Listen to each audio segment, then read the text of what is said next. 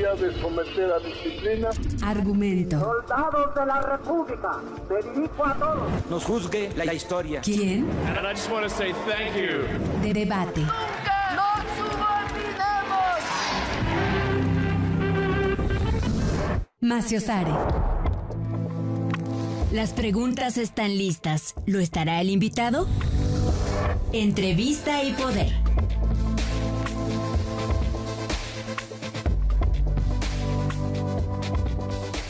Hola, ¿qué tal? Muy buenas noches, amigas y amigos que como cada día a las 9 de la noche sintonizan Maciosare. Es una coproducción de Canal 11 y Canal 22, la barra de opinión de los medios públicos.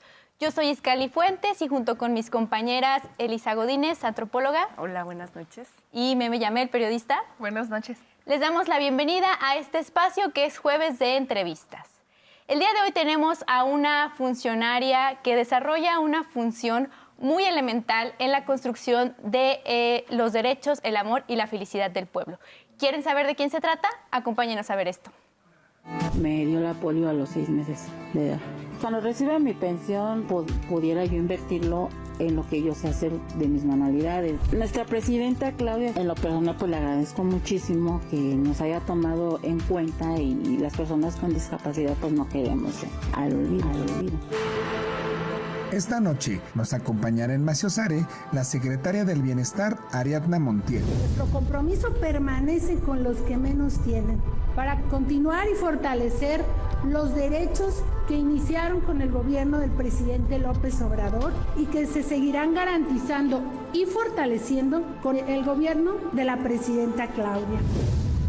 En 2006 fue senadora suplente y 6 años después, en 2012, logró el respaldo del voto popular al ser electa como diputada local de la entonces Asamblea Legislativa del Distrito Federal. Nuestra presidenta nos instruyó nuevos programas. Habrá la beca universal Rita Cetina para los estudiantes de educación secundaria y que también va a ser un alivio para las mujeres, para las madres que tienen a sus niños en la escuela.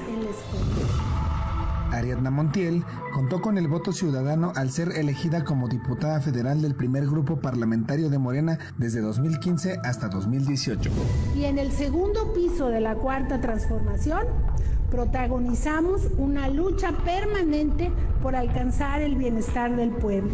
Con la llegada a la presidencia de Andrés Manuel López Obrador, fue nombrada como subsecretaria del Bienestar, cargo que desempeñó de 2018 a 2022, cuando fue nombrada secretaria en la misma dependencia. Ya son más de 7 millones de adultos mayores y personas con discapacidad que han sido visitados y visitadas por los servidores de la nación para aplicar el cuestionario de salud y bienestar. En 2024, la presidenta Claudia Sheinbaum la ratificó en la responsabilidad que encabeza. Bajo su conducción se operan los programas del bienestar, que hoy son derechos constitucionales, y también los nuevos programas que implementa la presidenta Claudia Sheinbaum, como son el programa de salud Casa por Casa y Pensión Mujeres Bienestar Completo. Que busca alcanzar la prosperidad para todos. Sigamos adelante, unidas y fuertes. Con ustedes, Ariadna Montiel. Maciosare.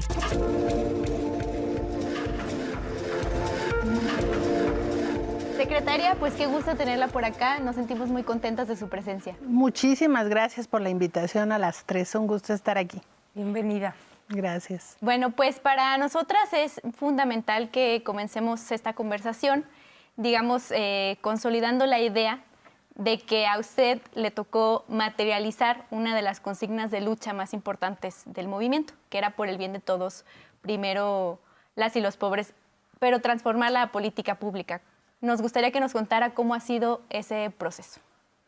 Bueno, primero es un honor tener esta hermosa responsabilidad, porque no solamente es grande en su dimensión, sino profunda en la atención a nuestro pueblo. Y para nosotros ha sido un proceso de organización, de concientización también, cambiar el modelo de política de desarrollo social a la de bienestar, donde antes se daban dádivas, donde antes se coaccionaba a las personas políticamente, y hoy tenemos una política de derechos que se entrega de manera directa y sin intermediarios a los derechohabientes. Y bueno, esta construcción pues también tuvo sus retos de inicio.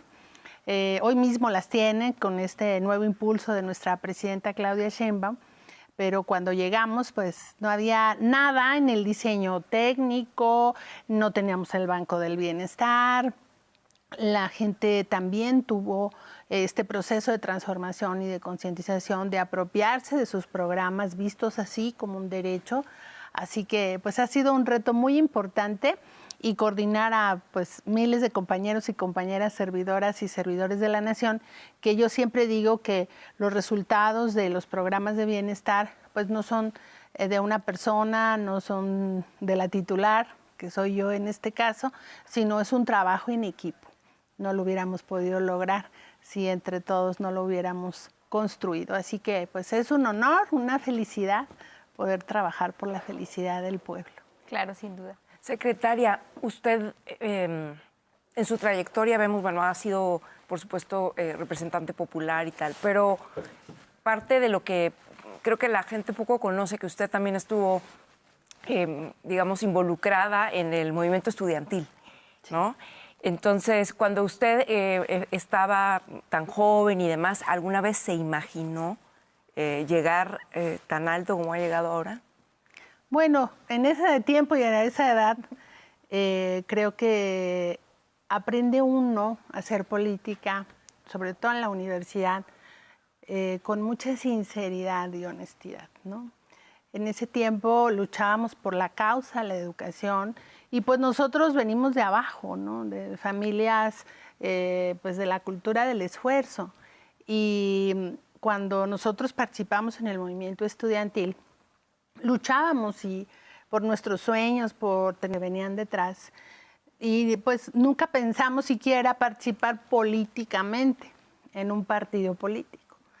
En ese tiempo conozco al presidente López Obrador y nos brinda todo su apoyo en términos de que fue un movimiento muy cuestionado porque tomamos la universidad casi un año. En 1999. En 1999, en el Consejo General de Huelga, yo estudié arquitectura y me tocaba representar a mi escuela.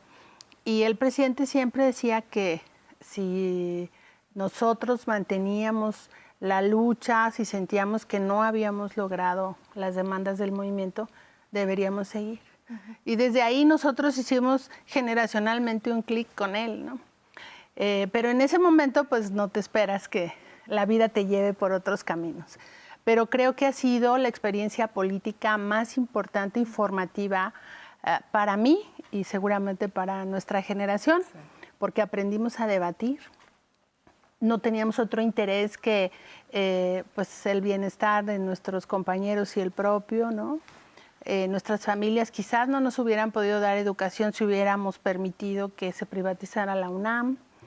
Y pues en ese tiempo lo miras como una lucha que la masa también te construye, te da fuerza, los ideales. Yo tuve la oportunidad de tener unos maestros en arquitectura maravillosos que nos dieron guía política, no solamente en la carrera, y esto nos formó porque teníamos debates muy importantes entre nosotros, ¿no? Y creo que ahí es donde más aprendí a hacer política de la buena.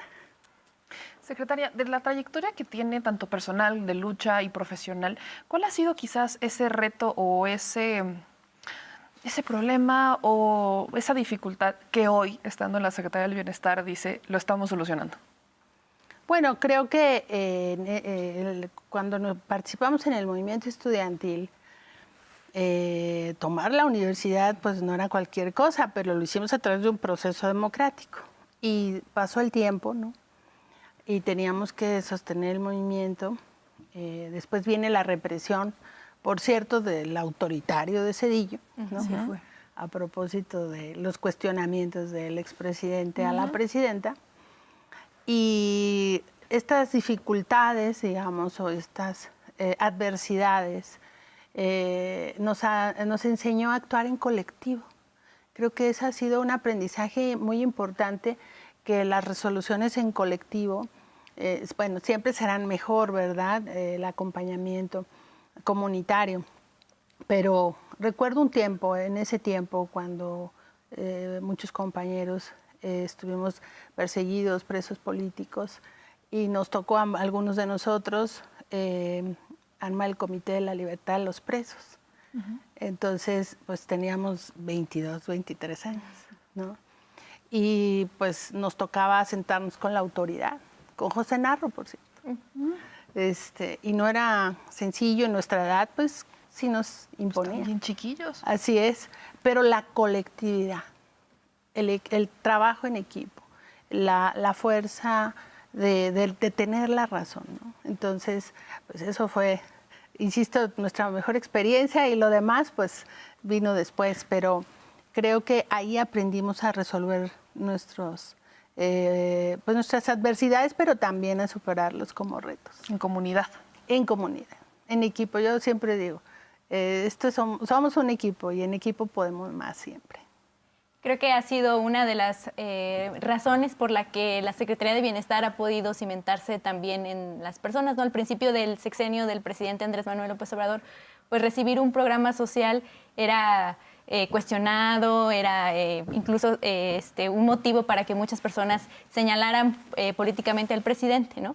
Pero nos queda 1 minuto con 30 y me gustaría preguntarle, ahora nos habló de un reto, digamos, que tuvo durante su etapa estudiantil, pero en esta etapa ya como funcionaria pública, ¿cuál ha sido el reto que más le ha costado trabajo superar? Bueno, pues atender a tantos millones de personas. En el éxito está pues la presión y el reto mayor, que afortunadamente los programas de bienestar llegan a millones de personas, y bueno, su magnitud, como poco en el mundo, pues es el propio reto. Y esa creo que ha sido a veces la presión más fuerte, que sé que le tiene que llegar su apoyo, su pago a 30 millones de personas, y eso pues representa pues una presión de todos los días. Y el otro día contábamos y nunca hemos fallado en el pago desde el primer día del presidente López Obrador, y ahora con nuestra presidenta, afortunadamente no se sintió el cambio y la gente ha fluido todo, y la gente tiene la tranquilidad, nuestro pueblo, de que le llega su pago, que le llega su apoyo, que ya hay orden, tiene su banco. O sea, creo que esa parte es pues presionante, pero a su vez muy bonita. Bueno, pues vamos a seguir platicando sin duda de todo lo que son los programas de bienestar. No se vaya, volvemos enseguida. YouTube Live y todas las aplicaciones de podcast. Maciosare.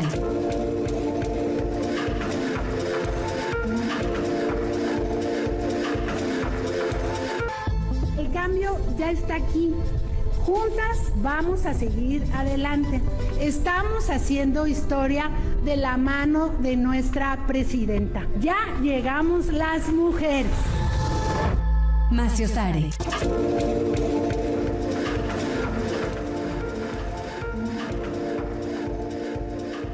Gracias por seguir con nosotras aquí en Maciosare, jueves de entrevistas a cuadro. Y no se olviden de que nos escriban por ahí en las redes sociales. Al final el bloque vamos a tomar para plasmar sus comentarios. Así que por favor escríbanos, déjenos las dudas, cosas que le quieran preguntar a la secretaria. Aquí se los vamos a leer. Y bueno, secretaria, antes de irnos a corte hablábamos sobre este principio de colectividad, que me parece que los programas de bienestar pues han tenido muy fiel esta idea del movimiento democrático, ¿no? Y se han apelado a implementarse desde abajo con la gente, entre todas y todos, y sobre todo haciendo parte de las herramientas de organización comunitaria, ¿no? Por ejemplo, el programa de La Clínica es Nuestra, La Escuela es Nuestra, y recientemente ahora el programa del FAIS, que es el Fondo de Aportaciones a la Infraestructura Social, y que ahora pues se va a llevar a cabo, o lo van a implementar los pueblos originarios y afromexicanos. Yo creo que eso es algo muy complicado de que la gente lo pueda, digamos, ver, porque digo, no pasa seguido, pero no sé si nos pudiera contar a fondo cómo es esta gran organización, de qué va que el programa llegue a la gente, se organice y demás. Bueno, el presidente López Obrador definió una estrategia, que el gobierno tendría que llegar a la casa de cada persona que fuera a recibir su programa de bienestar. Para eliminar los intermediarios, pues teníamos nosotros que salir al territorio y dejar estos modelos donde la gente viene, tramita, le pide y le suplica al gobierno el apoyo, sino que tendríamos que construir una relación distinta, ¿no? Entonces, pues el presidente, desde que ganó hasta que tomó posición, implementamos el censo de bienestar, casa por casa, para saber, digamos, todo el diagnóstico de las necesidades de la gente. Entonces, se implementó de esa manera y, bueno, estableció una estructura única, porque antes cada programa tenía su brigada y no se coordinaban. Y el presidente estableció una visión que la presidenta ha reforzado de manera muy importante porque nos ha agregado un elemento también sustancial, que son las enfermeras, médicos, y enfermeras y enfermeros para el programa de salud. Pero la estructura de bienestar se constituyó en el territorio, acercando el gobierno a la gente y constituyéndose una sola estructura de trabajo. Esto es muy importante porque 30,000 compañeras y compañeros todos los días atendemos a la gente casa por casa, atendiéndolos en el módulo, registrándolos en el pago, haciendo asambleas.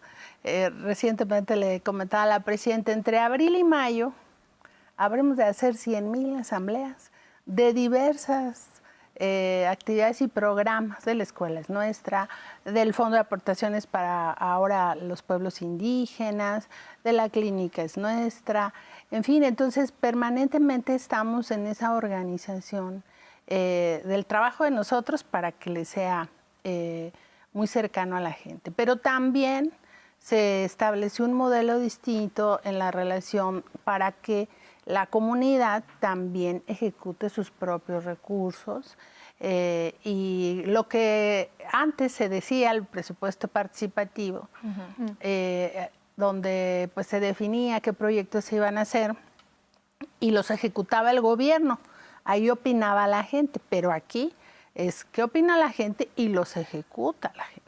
Esto ha sido una diferencia muy importante y toda esta organización para poder llegar a hacer este trabajo pues es con base en una organización ahí técnica. Detrás de ese trabajo organizativo, social, comunitario también hay una parte técnica de asignación de un territorio, de control de metas, de avance y de cumplimiento. Nosotros nos ponemos un tiempo determinado, un periodo en que vamos a desarrollar una tarea y la hemos cumplido desde el primer día del gobierno de la Cuarta Transformación y con nuestra presidenta, que bien dijo el presidente López Obrador,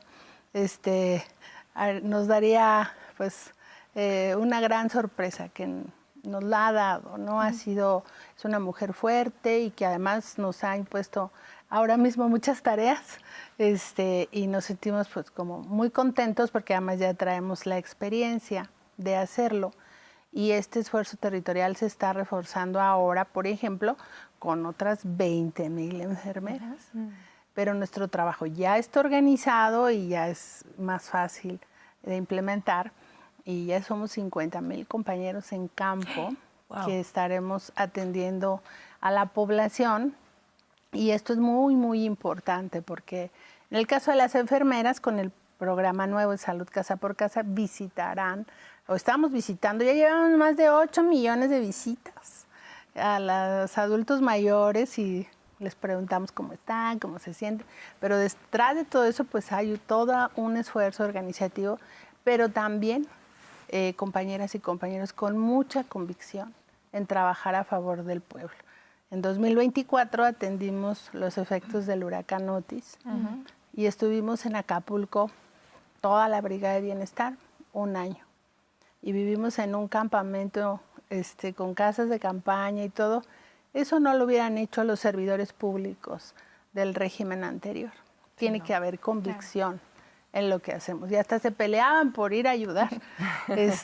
Y bueno, ese trabajo se puede hacer porque ya hay una técnica de trabajo, pero una mística de trabajo, que es lo más importante. Secretaria, en ese sentido, a mí me gustaría, preguntarle un poco más acerca precisamente de la experiencia que se construye entre estas 50,000 personas, que es un ejército vaya, no puedo ni imaginármelo, ¿no? Por lo que usted dice, o sea, no solo es la parte de la capacidad técnica y territorial, sino además la mística que tienen que tener, porque las condiciones en las que trabajan, pues muchas veces son bastante difíciles. Pero al mismo tiempo también la gente ha desarrollado, a partir de estas nuevas formas, digamos, de ejercer estas políticas sociales, una mayor, no me gusta la palabra empoderamiento, pero sí como capacidad propia de saber ejercer sus derechos y demás. Creo que esta experiencia es como súper valiosa y me parece que es emblemática, digamos, de la Cuarta Transformación. ¿Por qué, en su opinión, se vuelven tan significativos estos apoyos sociales, estas ayudas, que no son solamente las ayudas? Porque me parece que lo que involucra es algo más. ¿Nos podría explicar? Pues, primero que nada, hay un proceso de concientización del pueblo, que lo que hoy está recibiendo en una transferencia monetaria es un derecho conquistado. Y creo que eso es muy importante y hace la diferencia. Porque en el pasado era una dádiva, ¿no? Tanto en el monto, algunos les daban, algunos no. Y escuchabas a la gente decir, a mí el gobierno jamás me ha brindado un apoyo aunque lo necesite. Y hoy hay una conciencia que la transformación y lo que nosotros decíamos de la democratización del país por la cual luchábamos se materializa en el bienestar del pueblo. La vía democrática es eso, es una vía, pero el objetivo a alcanzar era el bienestar colectivo. Entonces creo que eso está muy presente hoy en la población y exigen sus derechos, ¿no? Porque lo tenemos que hacer bien. Y seguramente ahorita que acaba el programa les van a llegar en las redes, me falta mi tarjeta, y dónde hago mi reposición, claro. Y ya tiene 2 meses que no me la entregan. Es un reto. Y eso, al contrario de que antes se veía que la gente es muy exigente. No, qué bueno, hoy la gente exige sus derechos y nosotros tenemos que estar a la altura de las circunstancias. Entonces, los programas de bienestar se han convertido en la fortaleza del pueblo, la conciencia del pueblo.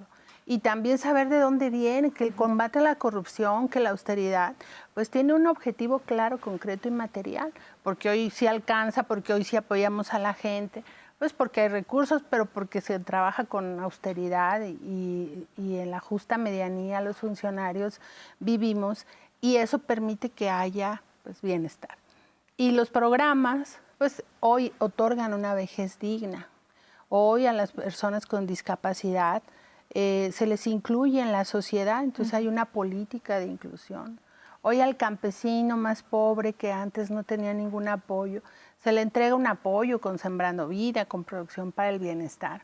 Y hay una gran preocupación del gobierno por alcanzar a todos los grupos que han vivido en esa desventaja. Y hoy en el gobierno que encabeza nuestra presidenta, como primer mujer presidenta, pues las mujeres están en la agenda pública, se hacen presentes, y ese empoderamiento, que yo creo que sí es un empoderamiento del pueblo visto en la construcción de sus derechos, pero visto como una conquista, ¿no?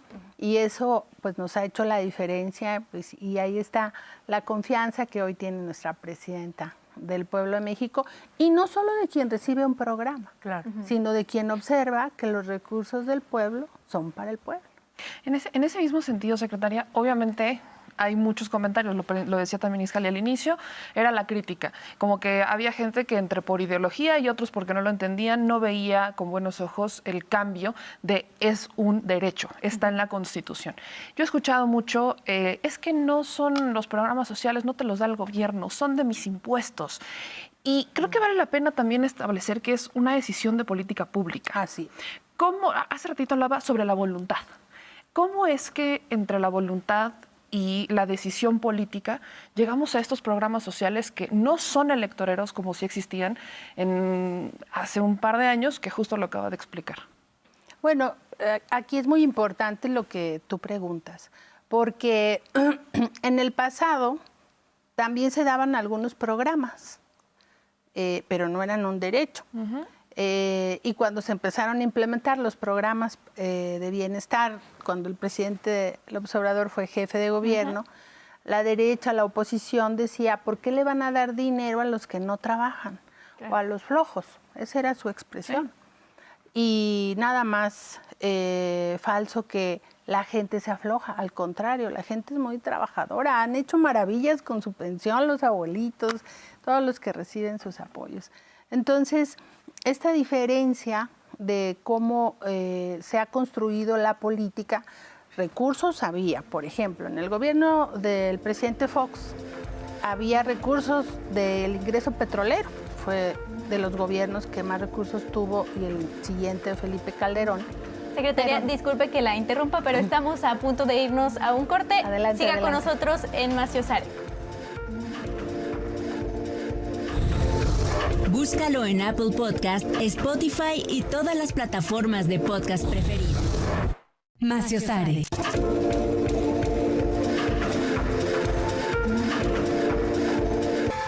Si ustedes se fijan por las calles, las casas ya tienen su etiqueta del censo. Quiere decir que ya pasamos a visitar a esas familias. Maciosare. Gracias por continuar con nosotras. Estamos con la secretaria de Bienestar, Ariadna Montiel, y estamos haciendo un análisis muy interesante de cómo en el pasado los programas sociales fueron utilizados electoralmente, o que incluso ahora quisieron pues nombrar a los programas sociales como parte de sus políticas, cuando antes pues casi ni siquiera, es más, no volteaban a ver los derechos de las personas. Y estábamos con el análisis que nos estaba compartiendo, secretaria. Sí, les decía que en el gobierno del presidente Fox y de Calderón, pues fue cuando más ingresos petroleros hubo en el país, y no recordamos una obra que haya caracterizado esos gobiernos. Y en ese tiempo se cuestionaba que nosotros pensáramos en hacer una redistribución de la riqueza de los recursos del pueblo. Entonces, es trascendente que la gente hoy reconoce esta diferencia, y que estén en la Constitución es una lucha. Claro. Es una conquista del pueblo, de un movimiento de transformación que busca que toda esta historia negra del país se termine y que renazca un país en donde la gente tenga sus básicos, un ingreso básico que les permita resolver sus asuntos prioritarios, sobre todo a los grupos más vulnerables. Y antes, habiendo recursos en las arcas del gobierno, por ejemplo, a los abuelitos, en el 2007 implementaron la pensión en el gobierno de Calderón, que buscaba legitimar después del fraude electoral, y copian la pensión del presidente López Obrador, no la hacen universal, pero les daban 1,000 pesos a los abuelitos. Y durante 6 años no les aumentaron un solo peso. Entonces, se tiene que tener decisión política para hacerlo, los recursos, pero también esa es la diferencia, un proyecto de nación en donde los recursos van a la gente y no donde los recursos van a los intereses privados o a los grupos de interés en específico. Entonces, sí es una diferencia tener un programa, tener un derecho, pero es la decisión política de un proyecto de nación que quiere cambiar la relación también entre el gobierno y el gobernado, de tal manera que hoy también hay toda esta confianza para que el pueblo ejecute sus recursos, como ahora lo vamos a hacer con los pueblos indígenas. Claro. Y también eso que mencionaba de la pensión de adultos mayores, me parece que vale mucho la pena hacer el recuento de cómo, para empezar, pues se logró convertir y se logró nivelar a que fuera siendo un aumento gradual, y que creo que al final de cuentas eso va a ser algo que va a quedar como a la memoria del pueblo, y nos gustaría que nos pudiera puntualizar un poquito más en eso. Pues la pensión de adulto mayor se ha convertido en el hito de los programas de bienestar. Y tiene que ver con la historia del presidente López Obrador cuando quiso ponerlo en la ciudad. ¿Y qué decían en ese tiempo? No va a quebrar las finanzas públicas porque le regalan el dinero a la gente y demás. Como decía el presidente, que llueva arriba y hay poquito a llover abajo. Y eso no pasó. Y resistimos como movimiento, se hizo la política en la ciudad y luchábamos por eso. Ese era el ejemplo más concreto del por qué luchábamos. Y cuando el pueblo decidió la transformación, pues el presidente hizo su primer propuesta, que se duplicara el monto de la pensión de adultos mayores. Y a partir del 1 de enero del 2019 se duplica a 2,000 que recibían una pensión del IMSS o del ISSSTE, se les excluía de esta pensión. O sea, el presidente nos dice, vamos a incluir a todos los de arriba de 68 años. Y de un día para otro ya eran 8 millones de adultos mayores que recibían esta pensión. Después, el 21 de marzo del 2021, en el natalicio del presidente Juárez, allá en Guelatao, anuncia el presidente la reducción de la edad a 65 años y que a partir de ese año habrá una política de incrementos de la pensión de 25% anual. De tal manera que cuando llegamos al gobierno el 1 de diciembre, la pensión era de 1,160 pesos y al final del gobierno del presidente López Obrador y hasta este bimestre, con la presidenta Claudia Sheinbaum, se entregan 6,200 pesos, casi 5,000 pesos más que lo que se entregaba en ese momento. Y ese es el reflejo muy concreto de cómo en una política que genera derechos, que les da dignidad a las personas, ¿no? Que los adultos mayores van a cobrar y ahora tienen su dinero, claro. Que las abuelitas van a cobrar y tienen su dinero. Y este programa de la pensión de mujeres bienestar que ha implementado nuestra presidenta, pues es reducir la edad para acceder a esta pensión. Implica ese reconocimiento a nuestros mayores que han dado su vida porque la patria salga adelante. Y además es importante los adultos mayores que en 2018 recibieron por primera vez su pensión, ¿quiénes eran? Los que vivieron el régimen neoliberal en su momento más descarnado, que vieron el desmantelamiento del Estado, la venta de las empresas públicas, los bajos salarios, la falta de empleo.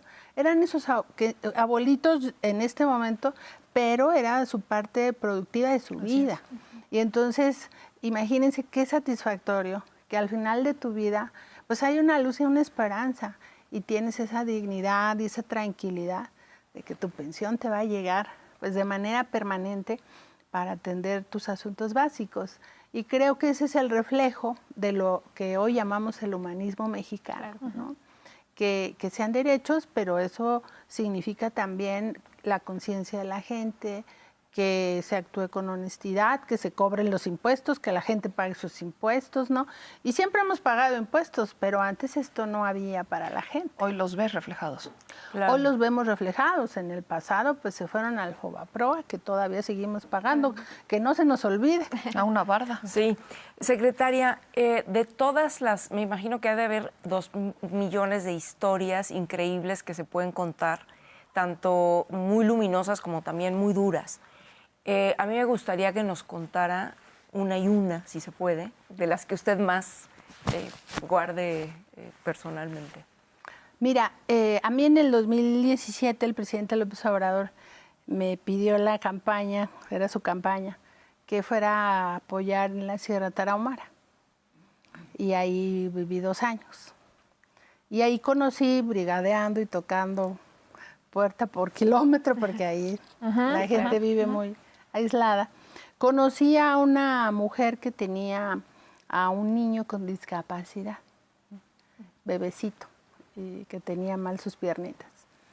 Y yo andaba haciendo los comités del movimiento. Y le dije, oiga, el comité, ¿y eso para qué sirve? Allá en la Sierra Tarahumara hay un municipio que se llama Morelos y es muy profundo y muy lejano. Y ¿qué anda haciendo hasta acá? ¿Y eso para qué sirve? Bueno, es que estábamos luchando por la gente y demás. Y eso implica que me va a ayudar con mi bebé. Eso significa, y sí, de hecho sí, el presidente se comprometió a que 1 millón de personas con discapacidad recibieran su pensión. Bueno, anóteme. Como siempre nos vienen y nos prometen, decían, ¿no? Y la oportunidad la vida me dio la oportunidad de regresar a ver a ella con su bebé, a decirle que estábamos cumpliendo, que el presidente López Obrador había cumplido. Y la señora lloraba, ¿no? Porque imagínate una mujer una mujer indígena con un hijo con discapacidad en un territorio tan lejano, tan desigual, con tanta pobreza. Y la esperanza era nula. Y después un día me dijo, es que la ando viendo en la televisión. Y yo, sí, soy yo. Y me decía, es que usted llegó, pues así, yo usaba mis Converse, mis tenis, ¿no? Y son de esas historias que para mí era muy satisfactorio poder cumplir. Porque como políticos siempre te dicen, es que no cumplen, ¿no? Claro. Y esa posibilidad era, pues para mí muy grande, pero para el niño más, ¿verdad? Porque recibió su pensión y esa posibilidad de hacer cumplir la palabra y que los niños salgan adelante. Los niños con discapacidad, especialmente los niños, la pensión hace la diferencia. Si bien los montos, porque a ellos se les entregan 3,200 pesos, no resuelven todo en la vida, pero nuestros niños con discapacidad hoy están en la agenda pública. Y verlos como en el programa que tenemos con la Fundación Teletón, que es de rehabilitación. Para nosotros hacer un movimiento de la mano, del cuerpo, es algo natural, pero para ellos mover la mano, poder comer, tú ves como las mamás lloran de emoción cuando alcanzan ellos a comer por sí solos, a caminar, dar un paso, pues son de las cosas más hermosas que te puedes imaginar. Y pues de las difíciles, ayer anduve en San Quintín, allá en Baja California, visitando, conociendo, bueno, lo conozco, pero profundizando cómo viven nuestros jornaleros agrícolas. Y bueno, pues ha sido toda una experiencia. Platiqué con los dirigentes que hace 10 años hicieron el movimiento, que se pusieron en huelga. Y la presidenta está interesada, por eso fui a San Quintín, en establecer toda una política de atención para ellos. Creo que es un pendiente, pero no será más pendiente. Trabajaremos para ello, pero hay cosas difíciles también que todavía tenemos que resolver. Por eso, pues el segundo piso de la Cuarta Transformación debe seguir y nuestra presidenta pues lo ha hecho ejemplarmente. Sin duda. Nos queda muy poquito tiempo de este bloque, pero yo quisiera quizás dejar solo esta pregunta y quizás responderla en el regreso. Estos retos que vienen, porque lo decía hace un ratito, seguro en los comentarios están diciendo, ¿y mi tarjeta? Y sí, la gente es, y la tarjeta, o quizás en lo local, ¿no? Que, por ejemplo, cuando hubo la transición de los bancos a que ahora es el Banco del Bienestar. Sí, mis tarjetas. Exacto, y mis tarjetas, y el cambio, y el sistema, y el pago, y todo esto. ¿Cómo podría ser quizás ese mecanismo que la gente diga, estoy exigiendo mis derechos, estoy exigiendo ese derecho que ya lo reconocemos como tal, pero quizás pensar en los mecanismos, porque bueno, creo que cada caso es como muy particular, en los cómo quizás podría ser. Claro, y que nos pueda platicar a lo mejor a dónde hay que acudir, dónde hay atención. No olvide de dejarnos sus comentarios a través de las redes sociales, por aquí se los vamos a pasar a la secretaria y no se vaya. Vamos a regresar, también nos puede sintonizar, recuerden, en el podcast de Spotify, en YouTube, en el canal 22 y por supuesto en el canal 11. Volvemos. Maciosare.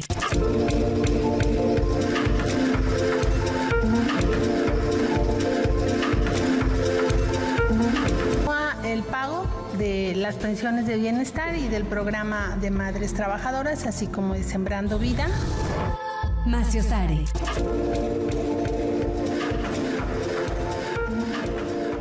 Muchas gracias por continuar aquí en Maciosare, jueves de entrevistas a cuadro, y estamos con Ariadna Montiel, secretaria de Bienestar. Le preguntábamos, secretaria, antes de irnos a corte, sobre estos retos que significa la atención a tantas personas, a tantos derechohabientes, y también si nos pudiera platicar un poquito más, antes de irnos a los comentarios, donde la gente puede encontrar a una servidora, a un servidor de la nación para su atención. Sí, bueno, pues los programas de bienestar se tejen a mano, porque es persona por persona. Y bueno, atendemos a tantos millones de ellos que primero tenemos que garantizar que les llegue la información para que sepan cómo hacer sus trámites.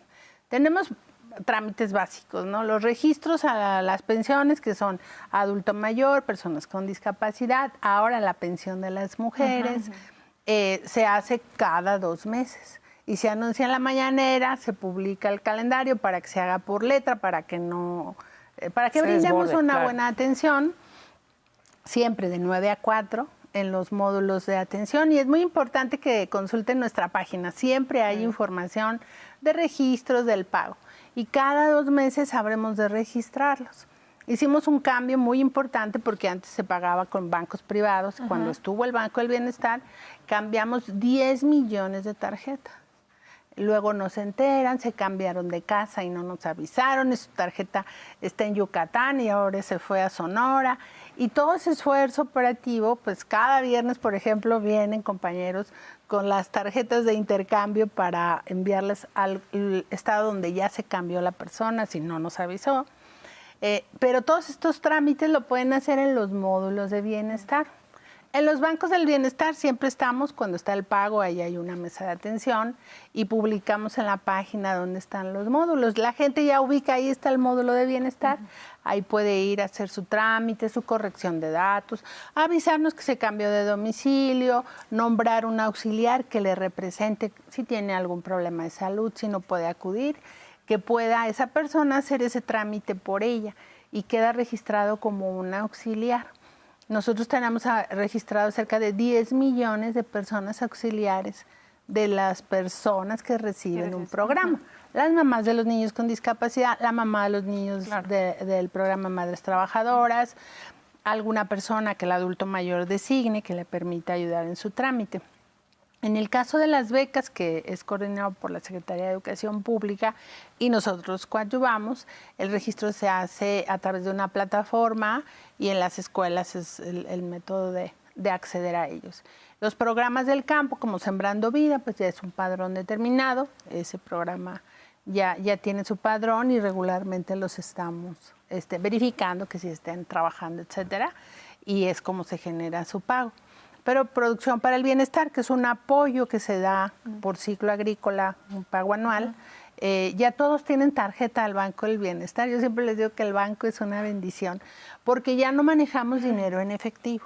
Porque antes llegamos a manejar 40,000 millones de pesos en efectivo. Le pagábamos a unos 8 o 9 millones de personas en efectivo entre todos los programas.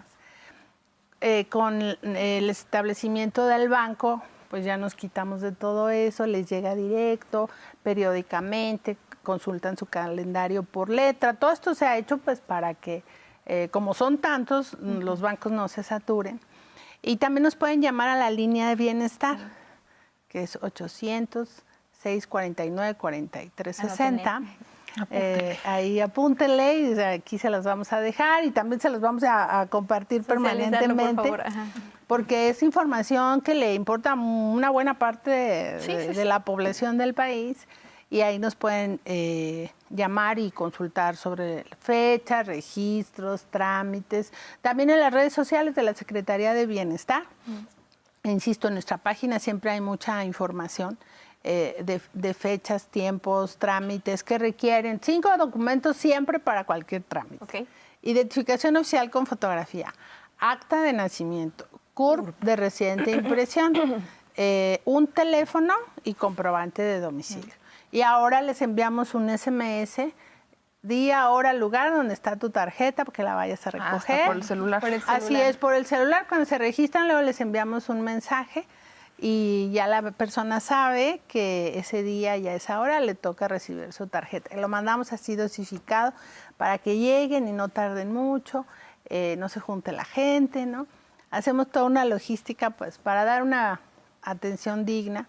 A veces sí se nos junta la gente, sobre todo en las ciudades muy grandes donde viven muchas personas, pero hacemos todo el esfuerzo, de verdad, lo hacemos con mucho amor para que todo llegue bien.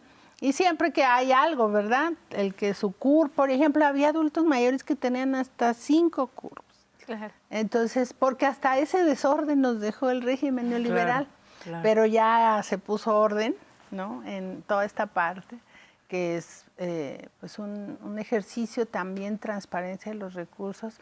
Al principio me decían, ¿y no le pagan a los muertos? No, no le pagamos a los muertos, pero porque RENAPO se corrige y toda la transformación es muy profunda.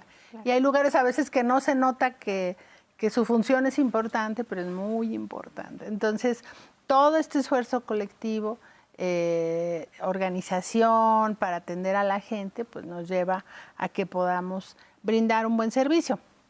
Ahora, siempre hay, en un mundo de gente que se atiende, siempre hay algo más que mejorar y que reponer en un procedimiento y todo. Así que también cuando las personas, esto es importante, están enfermas, no pueden salir, nos pueden hablar y hacemos una visita domiciliaria para hacer el trámite en domicilio, como antes lo hacíamos en la pandemia, que entregábamos el pago casa por casa. Que el presidente dijo, no van a salir los abuelitos, casa por casa. Sí. Entonces, pues es la manera en la que trabajamos. No, pues qué gusto escuchar cómo trabaja la Secretaría de Bienestar. A lo mejor para muchas personas puede ser un proceso difícil de imaginar, pero seguramente han visto a una compañera, un compañero servidor de la nación y se dan cuenta que es verdad que están en territorio y que es verdad que todos los días se construye la política de bienestar. Pues si le parece, en este espacio vamos a tomar los comentarios que nos ha dejado la gente a través de las redes sociales.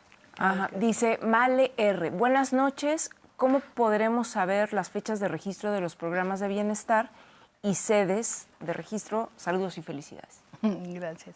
Bueno, las fechas de registro son el mes par de cada bimestre, es decir, en el bimestre enero-febrero, en febrero, en el bimestre marzo-abril, en abril, en la segunda quincena. Pero ahora, como cae la Semana Santa, lo haremos entre el 21 de abril y el día 30. Y así cada 2 meses abrimos el registro a los programas, con los 5 documentos que ya les mencioné. Nos dice Luisa Fernanda Rodríguez. Saludos, secretaria, gracias por su labor. Un familiar hizo su registro en febrero de 2025 para la pensión 65 y más. ¿Cuándo debería de recibir su tarjeta? Vive en Las Chuapas, Veracruz. Gracias. Ya estamos por llamarle, lo vamos a hacer entre el 21 y 30, también vamos a registrar y a recibir, a entregar las tarjetas. Dice Yolanda Franco, por favor le pueden preguntar a la LIC Ariadna Montiel cuándo comenzarán las visitas de los médicos a los adultos mayores. Bueno, ya estamos haciendo en este momento el censo a través de los servidores, que es un cuestionario de cómo se sienten las personas. Pero ya en mayo vamos a iniciar con las enfermeras, ya están contratadas, se les ha estado capacitando porque la Secretaría de Salud nos ha puesto protocolos de atención al ser una consulta en domicilio y también en este momento nos están ayudando con el censo, están ejercitando también ese trabajo en territorio, médicos y enfermeras, y ya estaremos muy pronto tomándole su presión. Dice Alfonso Loesa, buenas noches, saludos desde Uruapan, Michoacán, y pregunta, ¿cuándo comienzan las inscripciones para la pensión del adulto mayor? Ya, a final del mes de abril. Ya lo comentamos. Sí. Ajá. A ver, uno más. Alba Rivera, aprovechando la invitada, me gustaría saber sobre la pensión de discapacitados que se dio a conocer que ya no se iba a recibir el 100% de los 3,000 pesos que se depositaba. Saludos y felicidades a todas. No, sí se van a recibir sus 3,200 pesos. No solo 3,000. 3,200. 3,200. Acabamos de hacer un registro importante, se registraron 300,000 personas con discapacidad. Y también estaremos ya en mayo entregando las tarjetas. Pero no, todo se entrega completo. Y qué bueno esta pregunta, porque de repente circulan informaciones falsas, claro, donde les piden que depositen un dinero para obtener el programa y no. Todos los programas de bienestar son gratuitos. Sus trámites y su entrega son gratuitos. Entonces, bueno, ahí hay que estar atentos a que no crean información falsa. Sí, que caigan en estafas, ¿verdad? Sí. Dice María Luevano Acuña, ¿por qué no implementan apoyos a colonias populares para mejoras y se activen las actividades culturales y educativas? Bueno, pues eso lo podemos sugerir a la Secretaría de Cultura, a la Secretaría de Educación, a Sedatu también. A Sedatu. Y bueno, sí se hace por los gobiernos municipales y estatales. No todas las políticas las implementa el gobierno federal, muchas sí. Pero creo que ahí los gobiernos estatales y municipales también hacen su parte. Claro. Sí, dice Yuri Antulio Martínez Hernández, respeto para Ariadna, de las mejores secretarias. Muchas gracias. Pues muchas gracias por sus comentarios que nos estuvieron dejando por ahí en YouTube. Siga participando. Y bueno, pues ya estamos por cerrar esta entrevista, secretaria. Muchas gracias por su tiempo. No sin antes preguntarle cuál es su programa de bienestar favorito. ¿Cuál es el que más le ha conmovido? Pues yo creo que el de personas con discapacidad. Yo creo que ese es el que es más humano, insisto, porque era un sector no visto, no estaba en las políticas. Las mamás se sentían muy solas y con este programa les decimos, aquí estamos con ustedes. Y bueno, también se enfoca el nuevo programa de salud casa por casa a su salud, especialmente de personas con discapacidad, no solamente de adulto mayor. Y bueno, pues es un reto la inclusión de las personas con discapacidad y sobre todo lo que me gusta mucho es que podamos atenderlos desde muy pequeños, porque si esto se hace a temprana edad, es posible que estas personas alcancen su autonomía, que es el objetivo del trabajo con de las personas con discapacidad. Y bueno, todas las mujeres y ahora lo que vamos a hacer con los pueblos indígenas es histórica la decisión de la presidenta Claudia Sheinbaum de entregar estos recursos de manera directa, porque es cumplir la reforma constitucional. Así que bueno, pues todos, pero mis niños con discapacidad siempre serán. Tienen su corazón. Así es. Pues, compañeras. No, pues. Yo solo preguntarle, secretaria, ¿qué sigue? ¿Con qué cerraría? Ya estamos en los últimos 2 segundos del programa. Bueno, seguiremos reforzando el programa Mujeres de Pensión de Mujeres en agosto. Todas las de 60 ya se van a integrar. Vamos a salir con las enfermeras ya a campo. Seguimos con las becas. Ahorita se está entregando media superior. Y, bueno. Y todo lo que se viene. Y pues muchas gracias por acompañarnos en Más Ciosare. Buenas noches a todos.